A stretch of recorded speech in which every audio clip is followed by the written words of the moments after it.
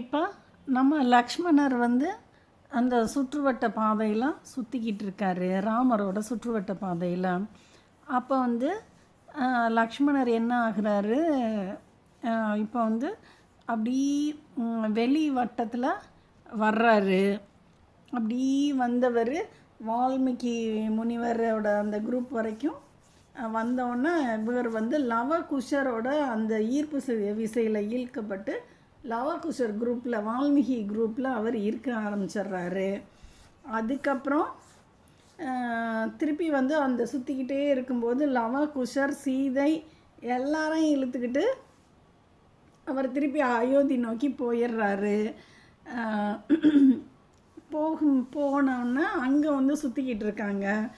அங்கே சுற்றிக்கிட்டு இருக்கும் பொழுது இவங்க என்ன ஆகுறாங்க, சீதை வந்து ரொம்ப குட்டியாகி, ரொம்ப ஏற்கனவே நிறைய குட்டியாகிட்டாங்க. வேதவதி பழைய குரூப்லேருந்து அப்படி சீதை சின்னதாகி, அதுக்கப்புறம் இப்போ லவகுஷர் பிறந்ததுக்கப்புறம் இன்னும் குட்டியாகி சுற்றிக்கிட்டு இருக்காங்க. அவங்க அப்படி அந்த யூனிவர்ஸில் இந்த குரூப்லேருந்து கலண்டு அப்படி போயிடுறாங்க சீதை. இப்போ இந்த குரூப்புக்கு யார் வர்றான்னா துர்வாச முனிவர் வர்றார். அவர் பயங்கர ஸ்பீடில் வர்றார். துர்வாசர் யாருன்னா அத்திரி மகரிஷிக்கும் அனுசூயைக்கும் இந்த சிவன் ஏரியாவிலேருந்து வந்த ஒரு கிரகம் அவங்களாம் சுற்றிக்கிட்டு இருக்கு.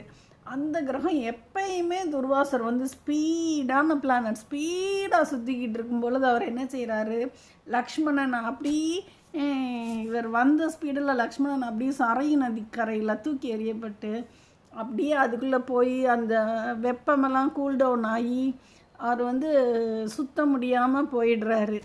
அதுக்கப்புறம் அந்த துர்வாசர் வந்த ஸ்பீடில் அவர் ராமர் மேலேயும் மோதி ராமரையும் அப்படி அந்த சரையு நதிக்கரையில் அப்படி போனோன்னா ராமரும் அப்படி கூல்டவுன் ஆகி அந்த எரிஞ்சுக்கிட்டு இருந்த அந்த சூரிய கதிர்கள் எல்லாமே அப்படி கூல்டவுன் ஆகி எல்லாமே பஸ்பமாயிருச்சு.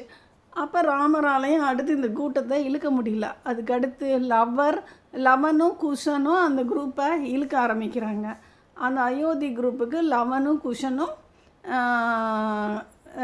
இழுக்கிறாங்க.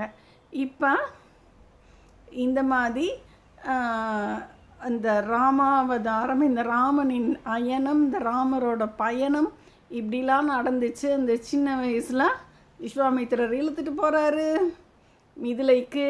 அப்புறம் திருப்பி வர்றாங்க அயோத்திக்கு. அயோத்தியிலேருந்து தள்ளப்படுறாங்க இலங்கைக்கு.